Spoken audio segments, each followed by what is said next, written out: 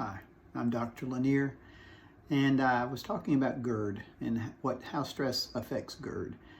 I mentioned that when you're under prolonged stress, I don't mean minor stress. We all have minor stress. We call that life.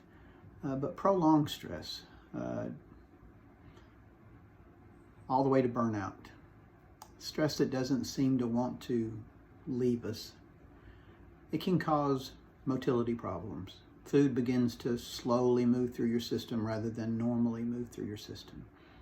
When you're under stress, your body is in that flight or fight syndrome and is not focusing on digestion, but it's focusing on survival.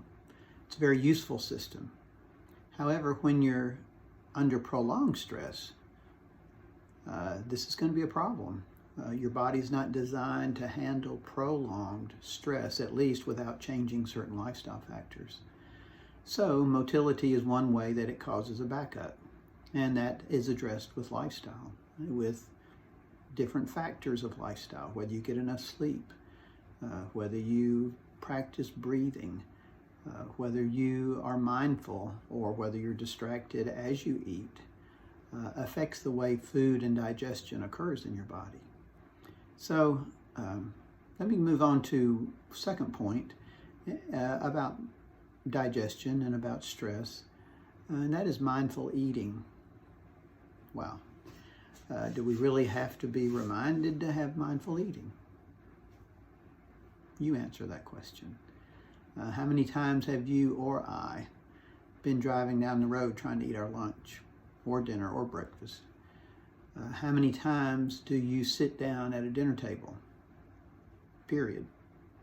Or sit down at a dinner table only to be interrupted by a phone call, or by an emergency, or by a daily event, a fight, family trouble? And maybe the best question is, how often do you sit down peacefully? And how often are you thankful for what's on your plate?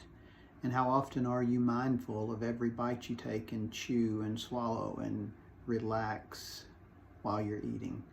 Believe it or not, that one lifestyle practice can pay big dividends in how your digestive system operates, and how your swallower works better, and how your sphincter that holds that food down can be relaxed and work as it works normally in your digestive system. So mindful eating sounds kind of mindless, doesn't it? Do we really have to be thinking about eating? Yes, only because stress can occupy our minds and mental state so much that we eat and don't even remember what we ate.